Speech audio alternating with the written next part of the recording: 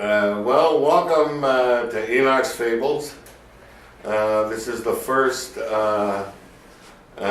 video Enoch's Fables. We've had Enoch's Fables on paper and we've had Enoch's Fables on tape. And now we're going to have Enoch's Fables on video. So let's start it off with, I'm pointing out I'm wearing a prayer shawl and a yarmulke and I'm wearing a cross. See, because I'm Jewish and Christian. So we'll get into that later. But here's King Solomon doing the zebra dun, which is an old Western song. They were camped on the bend at the head of the Shimon, and along comes a stranger and he stops to hug you some. Well, he looked so very foolish, we began to look around. We thought he was a greenhorn, just escaped from town. Said he couldn't cross the prairie to strike the 70. He didn't say how come it, some trouble with the boss, and asked if he could borrow a fat saddle horse. This tickled all the boys to death, they laughed right up their sleeves. Oh, we will lend you a fine horse, as fresh as fat as you please. Then Shorty grabbed a lariat and he roped the zebra down. He gave him to the stranger and waited for the fun. Well, Donnie was an outlaw, he had grown so very wild. He could paw the moon down, boys, he could jump a mile. Well, Donnie stood right still as if he didn't know, until he was a saddle and ready for the go. Well, Donnie traveled right straight upward for all that he was worth. A bucking and a squealing and a having volleyed fits. His front feet perpendicular, his hind feet in the bits. He could see the tops of the mountains and the Donnie's every jump. The stranger, he was glued there, just like a camel's hump.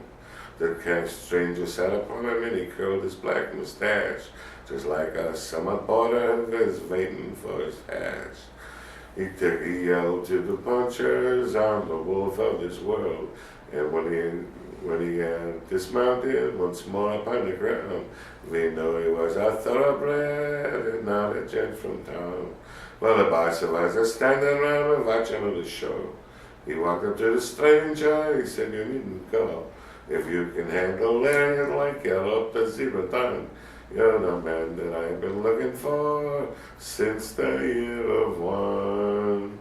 Well, there's one thing, and a sure thing I've learned since I've been born, that every educated feller ain't a plum greenhorn, ain't a plum greenhorn.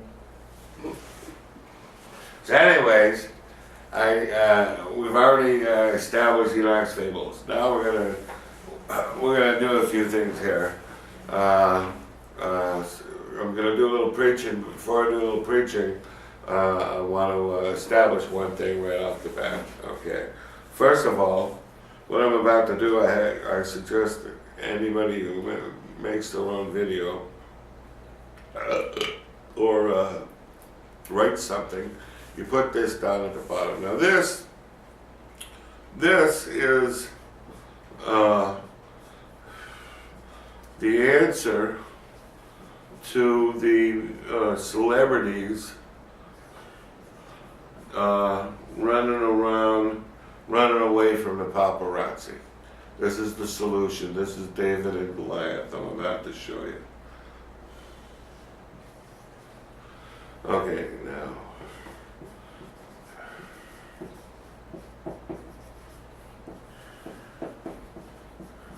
Hold on a second, I know you can't see, but I couldn't. All right. What you do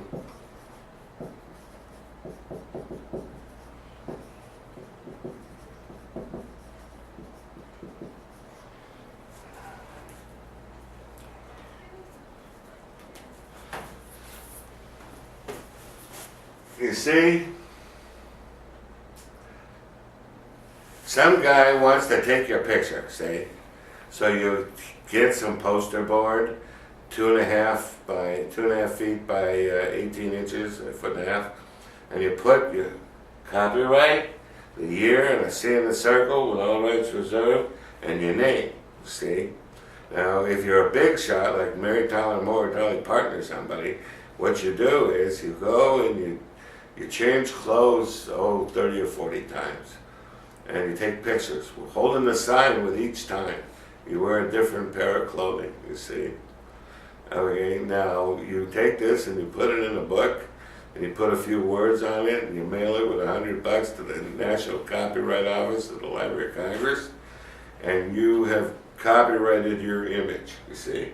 Now, if the paparazzi takes a picture of you holding this copyright sign, well, then it's up to the Supreme Court to determine whether the country should not be the United States of America, but the United States of hell, in order to form a more perfect hell. And we have no rights to life, liberty, and pursuit of happiness, because copyright law has come to no avail. And if that happens, we're all in a lot of trouble. And the Queen of England, listen to me, listen to me, listen to me. Right now, the Queen of England has a decision to make. Yes. The United States has walked away from its part of the Declaration of Independence. Promises life, liberty, pursuit of happiness. No, there's no life, liberty, and pursuit of happiness in America anymore. There's certainly the government doesn't represent anybody. I mean, nobody in Bizarro Land. Well, we have to join the British Empire and the English-speaking people, because the reason we joined was we walked away from it. So unless we engage in it, there's no reason for us to be separate. So anyways, let's get started on election.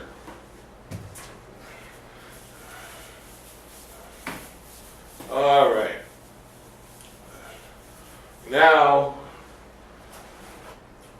we've got, did I make it clear what to do for the paparazzi? I didn't make it clear? Well, you see, if the paparazzi takes a picture and you're holding a copyright sign, well, then the image says you own the copyright of it. If they publish it without your permission, that's a clear violation of your rights, because you own the copyright of that picture. And therefore, once they take that picture, they're in violation of copyright law, because they knew it was only good. It's only good for the fair copyright ruling, which is for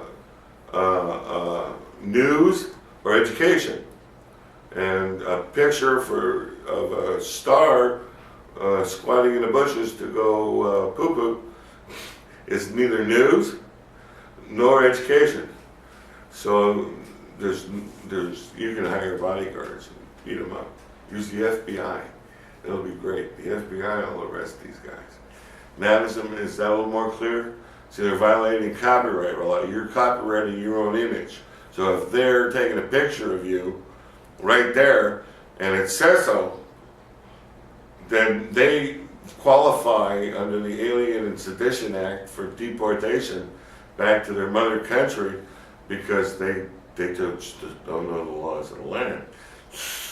The law is the king, and the king isn't the law. And well, let's see. Okay. All right, let's start here. Okay, we got a number line, right?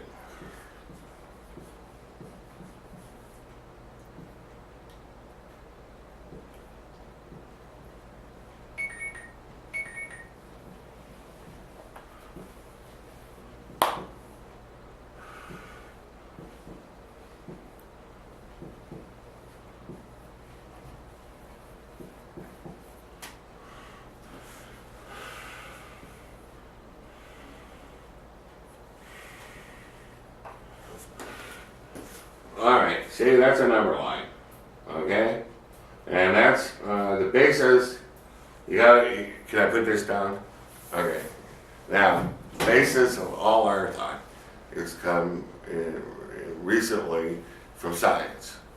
And nothing is the backbone more of scientism, as my old teacher Doc Scott used to say, scientism, the philosophy of science as it's adapted to all the different subjects that it's supposed to provide the answer to man's problems, but so far it's just created a more imperfect hell. And so anyways, well, the reason is, see, you got a zero in the middle, see? Well, and you got infinity the further away you get from zero, but zero's in the middle. And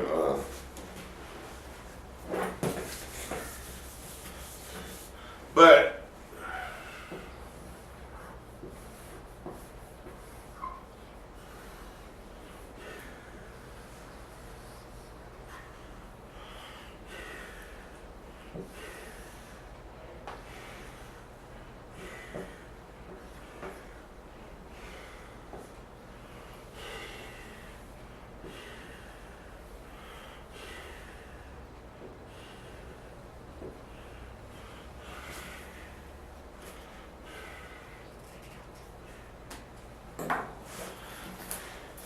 if you go God's in the middle, see, and that infinity's in the middle, and the further you get away from God, the more you approach absolute zero in the no set.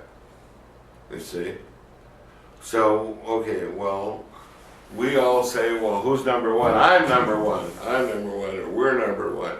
Okay, well, when you do that, you're putting yourself in the middle and defining yourself as zero on the number line when you put yourself in the middle. But you put God in the middle of your life, and then it doesn't seem like such a big stretch to imagine God. It seems normal and natural and everyday, but unfortunately, the Pope decided to, well, let's put it this way.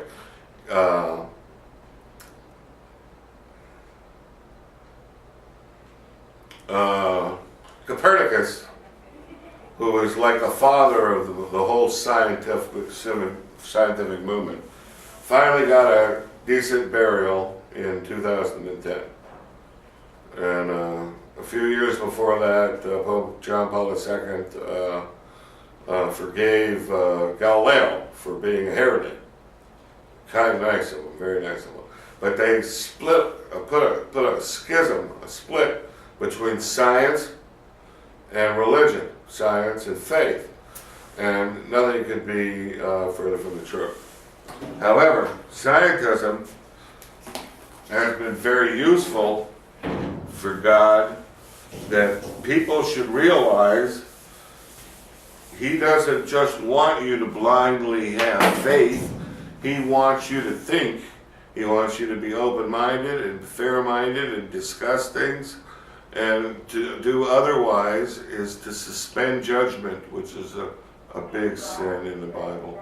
And that's what they're getting a lot of people to do, is to suspend judgment and not think about things and just get angry.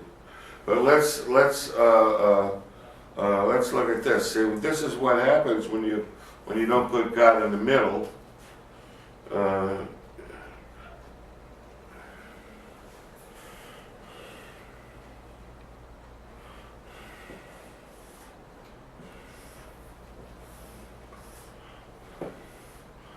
All right, here's a picture. Okay.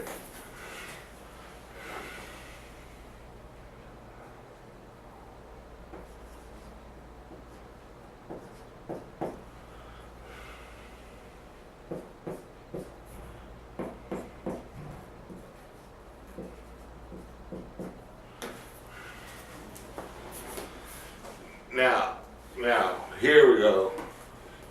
If we go to, in this would be the fallen man. This would be the fallen man right here. And this is Jesus coming back and redemption. Okay, in the ancient days, in ancient communism, it was just we. There was no I. It was all we. It was everyone for the group, and the individual got taken care of as part of the group. But this last, they say 6,000 years or whatever it's been, mankind has developed his own sense of ego, his own sense of I. So they say, well, why did it have to be like this? And that's why, because it's very painful. We've been evolving psychologically over these many years. And but unfortunately, we live in flatland. And then it comes back to point of redemption. We learn I and we in healthy balance. And we learn the primary law of the universe. And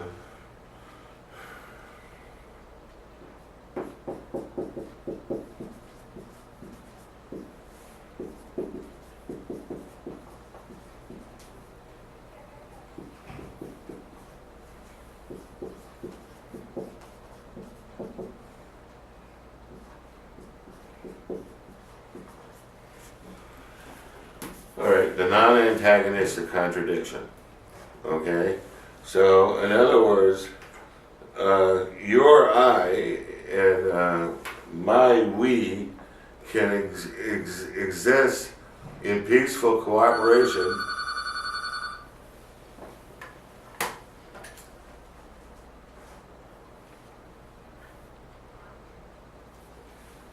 I'll cut it back.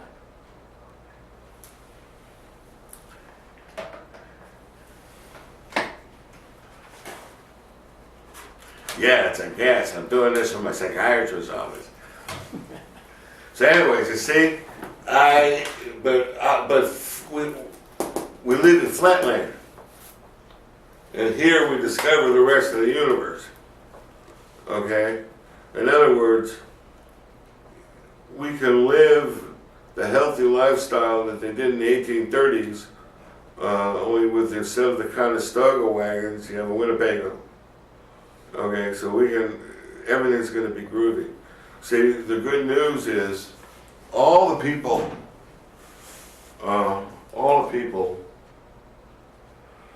who left the church and they're not in their heart, and they went on and made big successes with themselves. And well, all these people are going to give back to the people in one big fell swoop, and it's going to be a harvest. And it's not just a harvest of people, it's a harvest of things, and food, and whatnot, goods and services. I mean, we're all rich. That's the good news. And all the fighting that's going on in the world is a product of television. Because television is the false prophet. Television, first it says, I stood on the sand of the sea. Well, on the sand, if you melt sand, you get glass. And he says, I saw fire mingled with glass. Well, if you put fire in glass, remember the false prophet brings fire from heaven down in the sight of men. So he brings it down, electricity, inside of glass. But the way people think, they're going to burn down half the world because they saw fire mingled with glass. They're going to throw Molotov cocktails. No, television with electricity moving through tubes. Okay, and if it doesn't have tubes, it has silicone chips. And what's silicone if not even more sand? Okay, now it says, and the beast that was and is, yet is not. That's Revelation 17, Revelation chapter 17, verse 8, the last line. The beast that was, is, and is not. That's videotape. Was, is, yet is not. Videotape, or any kind of recording. Okay? And then the beast that came up behind it is the home computer. Well, what's a prophet? A prophet is someone who carries forth and spills over. Well, if television carries forth and spills over, but it's called the boob tube for a reason.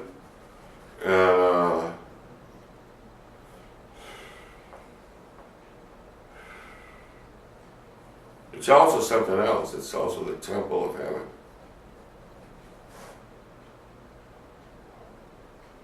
And it is the most important teaching instrument for God in history. With television, with combination of the internet. So right now you're witnessing the abomination of desolation in the holy place by every program that goes on television. And everybody who's on there is the statue in the image of the beast. It was exceedingly bright. But we don't consider it exceedingly bright anymore because we're so immune to it. And the Great Tribulation is going to come to an end, not begin. It started October 4th, 1914. Okay? God promises that it'll be cut short, lest no one be saved alive.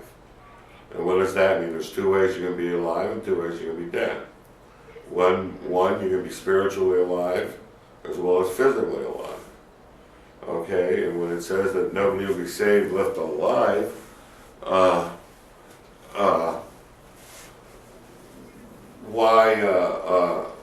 why do you assume that that's physical death?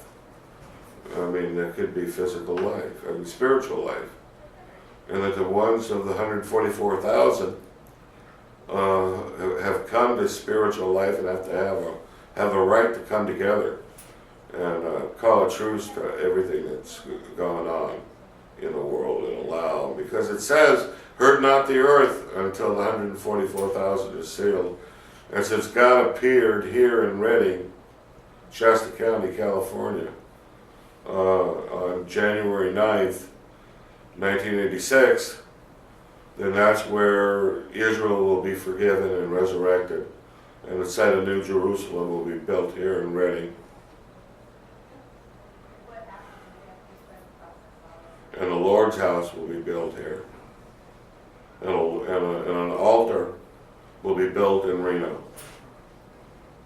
And I have lots of drawings about what it's going to look like. But it's too little time right now. And how much time do we have left? About 5 minutes. Well, we'll wrap it up there. Any questions from the peanut gallery? There's so much more that I would have to